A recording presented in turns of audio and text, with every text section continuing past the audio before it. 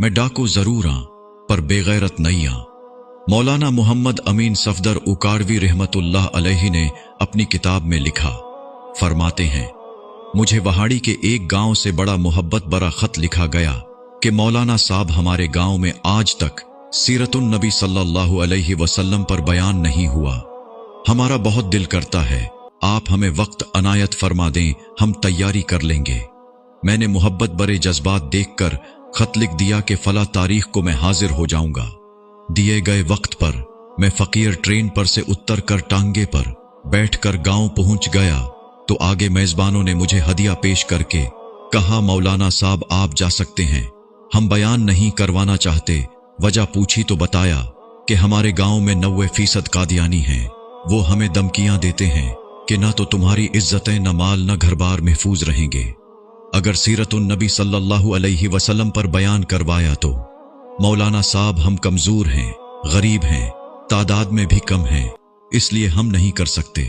मैंने लिफाफा वापस कर दिया और कहा, बात तुम्हारी होती या मेरी होती तो वापस चला जाता।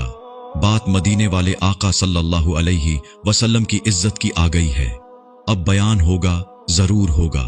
वो घबरा गए कि हजरत आप तो चले जाएंगे, मसला तो हमारे लिए होगा। मैंने कहा, इस गांव के आसपास कोई डंडे वाला यानी बासर या गुंडा है। उन्होंने बताया कि गांव से कुछ दूर नूरा डाकू रहता है, पूरा इलाका उससे डरता है। मैंने कहा, चलो मुझे ले चलो नूरे के पास। जब हम नूरे के डेरे पर पहुंचे, देखकर नूरा बोला, अज खैर है, मौलवी कीवे आ गए ने। मैंने कहा कि बात हुजूर सल्लल्लाहु अलैहि वसल्लम की इज्जत की आ गई है, तुम कुछ करोगे। मेरी बात सुनकर नूरा बिजली की तरह खड़ा हुआ और बोला, मैं डाको जरूर आं पर बेगैरत नहीं आं। वो हमें लेकर चल निकला। मस्जिद में 3 घंटे बयान किया मैंने और नूरा डट कर खड़ा रहा।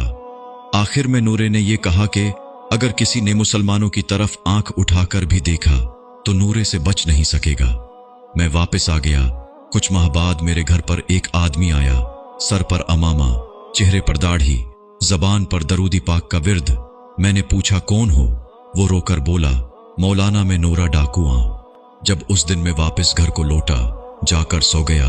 आंख लगी ही थी, प्यारे मुस्तफ़ा करीम सल्लल्लाहु अलैहि वसल्लम मेरे ख्वाब में तशरीफ लाए। मेरा माथा चूमा और फरमाया, आज तूने मेरी इज्जत पर पहरा दिया है, मैं और मेरा अल्लाह तुमसे खुश हो गए हैं। अल्लाह ने तेरे पिछले सब गुनाह माफ फरमा दिए हैं। मौलाना साहिब, इसके बाद मेरी आंख खुली तो सब कुछ बदल चुका था। अब तो हर वक्त आंखों से आंसू ही खुश्क नहीं होते। मौलाना साहब, मैं आपका शुक्रिया अदा करने आया हूं। आपकी